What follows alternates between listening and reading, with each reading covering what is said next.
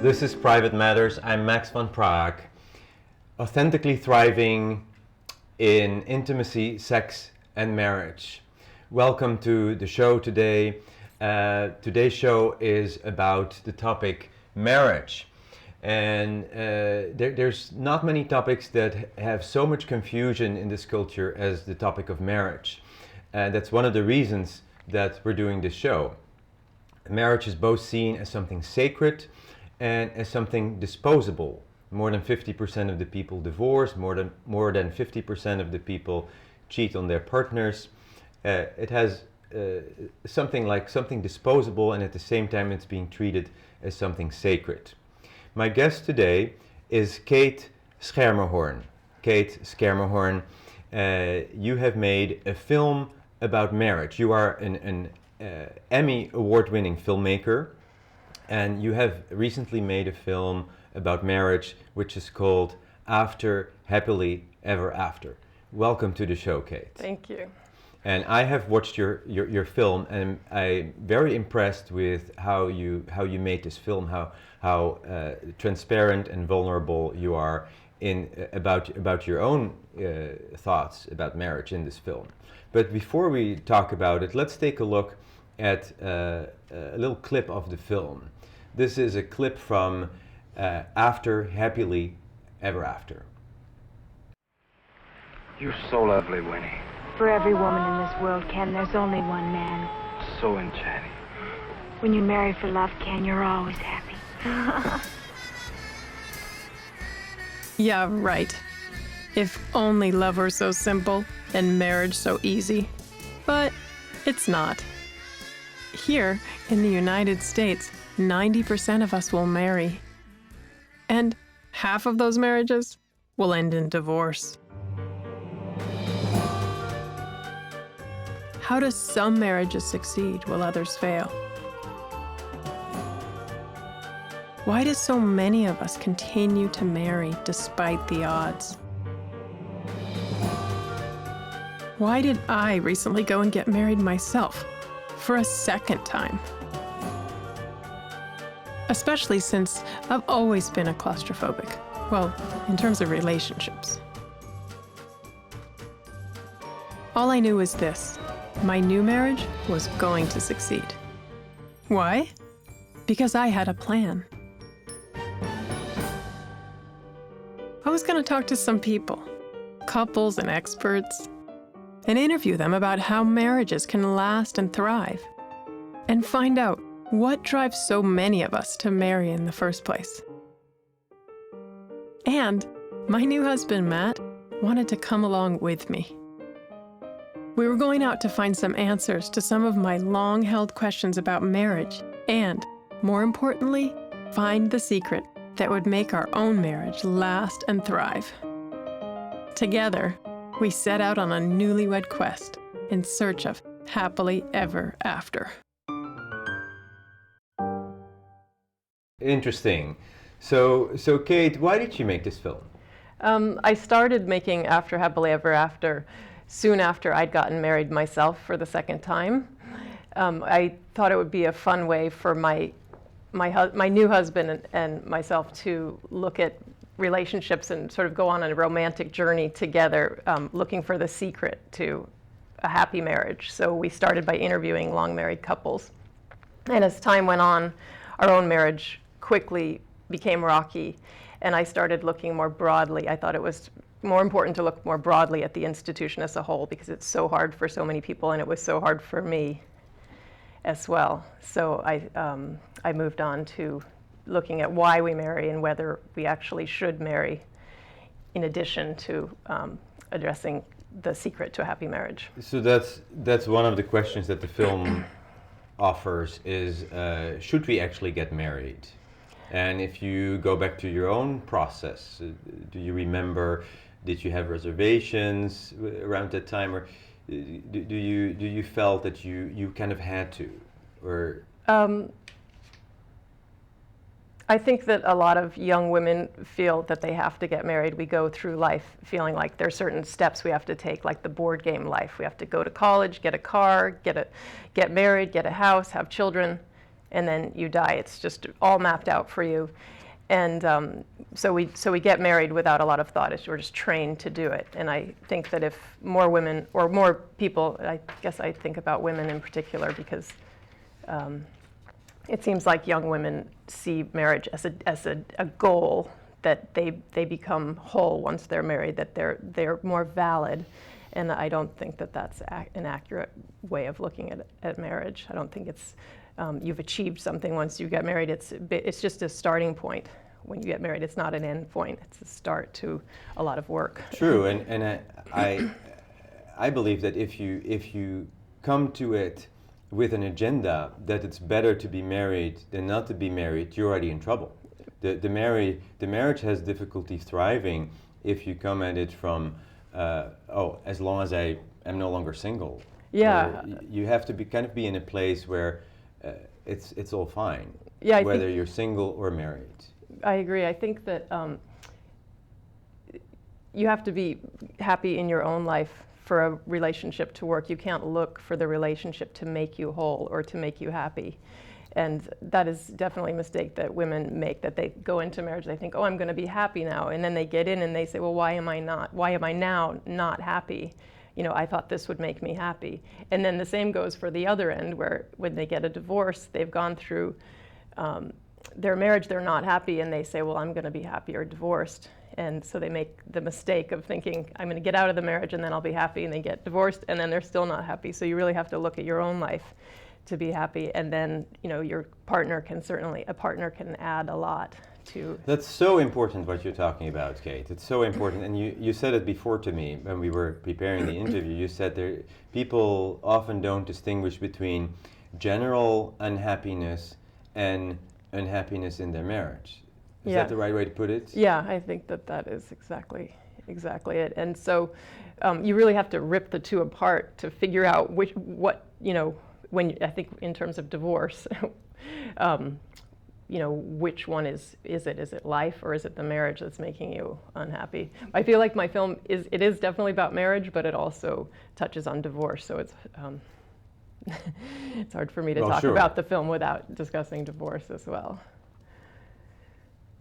How did you start, and who did you talk to when you started this project? So I started by interviewing long married couples. We started the film on our honeymoon and found a couple that had been married 50 years. I think it was their 50th anniversary. So we started with them and then looked for other couples that had been married for a long period of time. I like speaking to older people who have the wisdom that there's some really great characters in your film. Yeah, amazing characters. Thank you. Yeah, we let's see, some of the people. Yeah, some of the favorite couples in the film. I think the favorite couple in the film is the couple that's been dressing alike every day for the past 30 plus years. Yes, husband and wife. They dress the same fabric. That's right. She makes all their clothes. So even when he goes out of town without her, she'll pack his bag and give him, say, a week's worth of clothes. So on Monday, they're wearing the same. She says, this is your Monday outfit, Tuesday, Wednesday, Thursday, until he comes home on Friday. And then she's at the airport wearing the same set of clothes that he's wearing. Amazing. Yeah, that was interesting to also see that different things work for, things work. That works for them where it wouldn't work for another couple, but they're thriving like that. And another couple, obviously, I couldn't live wearing the same clothes as my husband. But you see that just different things work for different couples, and not only different things, but opposing things. One couple would say, we need to spend all our time together. We need to do everything together. And another couple would say, we need time apart. And so I started to realize. Exactly. There's no formula. There really is. We have to be authentic, and we have to give ourselves permission to be totally authentic. And that's why actually one of the things I came away with after working on the film is the sense that we have to just tailor make our relationships and our marriages to fit our own needs, and just throw away the mold that's been handed to us, and really think what works for me and my partner. Rather than what works for society. Wow, that is so good. Would you say that again? That is so good. Say that again. We have to change. Let's see. So we have to really tailor make our relationships to fit our own needs as an individual and as a couple. And yes, our own truth and our own expression. yeah. Yes. And I think that we get so caught up in what's expected of us and what other people want for us in our relationships, and that I think that society looks at a single woman differently than they look at a married woman. A married woman seems much more valid, and if women could feel more confident being single, that they don't have to be validated through a relationship. In terms of alternatives to marriage, in Holland, my home country, we have a very strong category of people who don't want to marry, but who share their whole life together. It's something called living together contractees. It's what we say here is domestic partners, but that's not really an official group. These domestic partners, it's not taken care of in the federal accounting somehow. I think this country can really evolve in that sense and do much better in honoring people who don't want to marry but who spend their lives together. Have you talked to people in that position? Yeah, I have. I talked to more couples in England who are cohabiting versus marrying, because it's much more prevalent in Europe to live together and that to be perfectly normal. In fact, in England, people refer to their spouse or their boyfriend or girlfriend as their partner. So you really, when you're talking to somebody, you don't know whether they're married. They're just using the word partner, which I think is great, because it doesn't matter whether they're married, or it shouldn't matter to me whether they're husband and wife or boyfriend and girlfriend. They're just partners in life for this period of time, and that may not continue forever. I think that relationships that don't last forever are equally valid. I don't think we should take away the validity of a relationship just because it doesn't last until you die, especially those relationships that aren't happy but they're just struggling through to the end. I don't see the purpose in that, to have this goal of forever, when forever sometimes it's not a happy thing.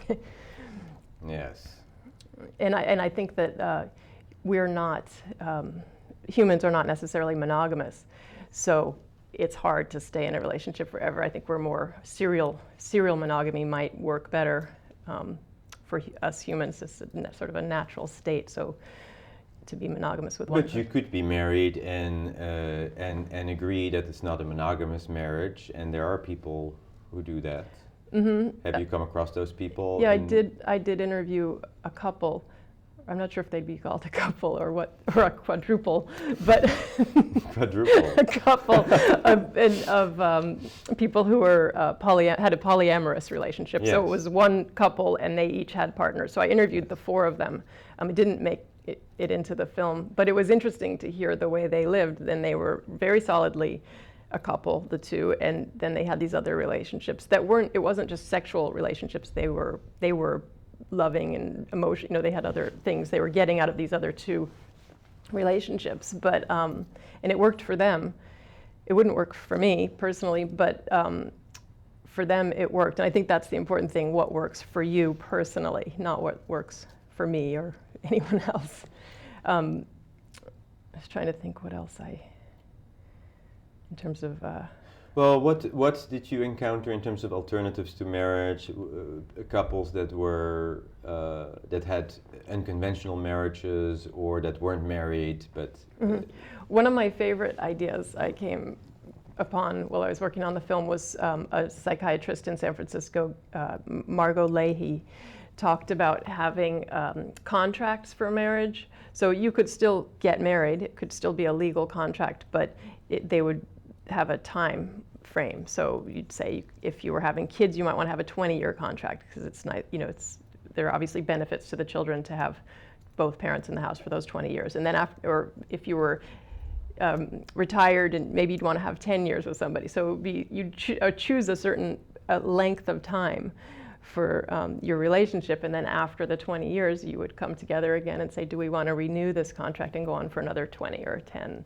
And I think there are a lot of benefits. It's kind of a wild idea when you think of, when you first hear it, but I think it's a brilliant idea. There's so many benefits to it becomes normal to have the relationship end. There's no stigma attached at the end of the relationship if it goes for 20 years in that contract basis. It also makes you really appreciate the other person, because if you think, oh, well, this could end soon, Yes. Yes. you start to see the benefits, and you probably, you might want to. You don't take it for granted. Yeah, you don't take it for granted, and Yes. you're probably on your best behavior. Well, I don't know if that's necessarily a good thing to be on your best behavior, but you will maybe cherish the time more that you have to make something. Yeah, out I of think it. cherish is more. Cherish. Yeah. Very interesting. So what kind of reaction have you had in questioning the institution of marriage with your film? Because you have told me that you're receiving a lot of messages, and not everybody has seen this film yet. It is going to go on PBS, right? Mm-hmm. After Happily Ever After is going on PBS. When is it going on PBS? It'll be on PBS late spring, but at the moment it's out on DVD and on demand, and it's also been broadcast internationally as well. So yeah. So yeah, what responses have you gotten? So people don't really like you questioning the institution of marriage, Right. particularly in this country. Right.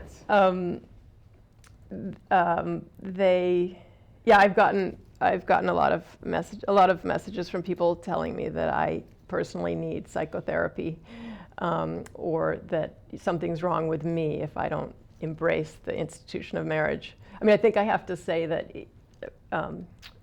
for people who haven't seen the film, that through the process of making the film, my own marriage collapsed, and by the end of the film, I'm no longer married. So they look at me and they say, oh, you made this film because you got a divorce and you couldn't make it work. So there's a lot of personal attack on me. But yeah, I think people are so attached to this idea that the only way for us to live as a society is to live as married units. And they're so terrified that the whole world is going to collapse. In particular, people think that you have to be married to raise children, and I don't agree with that. I know children thrive with two parents, but you can certainly raise very happy and healthy children on your own. And on your own, or in an unconventional situation, mm-hmm. 2 women, 2 men. I even know a situation where also in Holland, where 3 people are raising a family.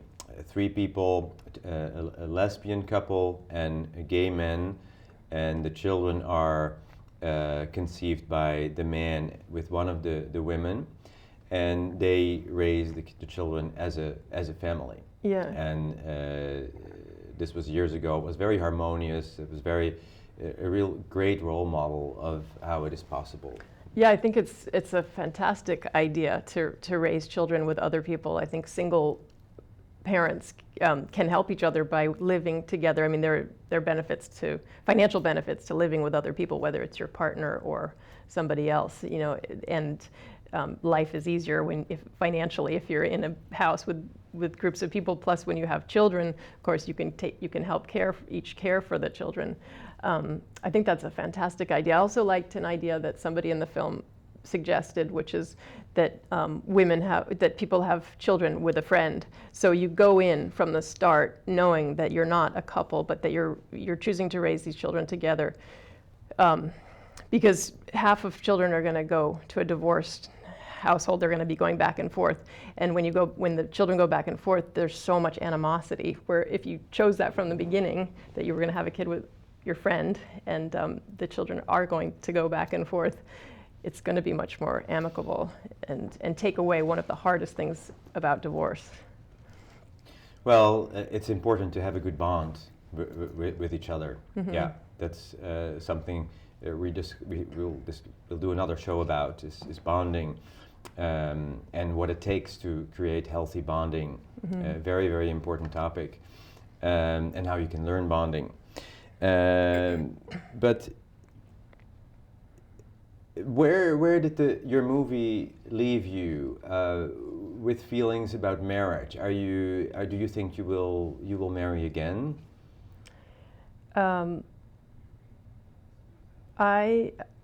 I'm not anti-marriage at all. I think that consciously making a decision to marry, if you really have a good reason, is a valid choice. For me personally, I can't come up with any reason why I would get married again. I think that I can have a solid, loving, committed relationship without marriage. And the way that I like to I've addressed my relationship my current relationship is not by having the expectation of forever. I think that that's a mistake, because in the past I used to go in thinking, this has to be forever and I'm going to get married to make that happen. But now good days have turned into good weeks, into months, into years, and years, and that's... Yes, I think it's the nail on the head. the word forever, and the promise that you make of something that we don't have all that much control over, which is other forces and our personal journeys, and promising something that's organic and that has to unfold organically is a problem. Yeah.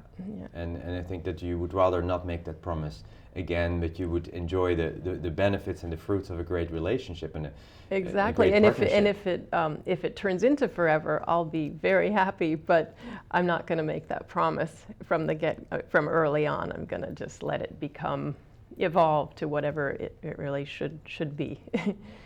What is some of the best advice that you've heard? Let's see. My favorite bit of advice is from John Gottman, who's an incredible psychologist who can predict divorce with 90% accuracy. He said that 71% of problems in a marriage or in a relationship are perpetual, and only 30%. Well, let's look at him. Let's look at John Gottman for a moment. Okay. Relationships will work to the extent that perpetual problems really are ones that each person can live with. What percentage of marital problems are perpetual? In our research, Bob Levinson and I find that 69% are perpetual and 31% are solvable, and they go away over time. So you've got to select somebody who makes you miserable in ways that you can live with. The way you deal with gridlock is that you help people realize that each of their positions is not an unreasonable, narcissistic, intractable position, but that within each position, there is a fundamental dream of how you want this relationship to be with respect to this issue. People don't realize that when they're gridlocked, there is an underlying existential issue. There's a hidden agenda in their discussion. They're gridlocked about the budget.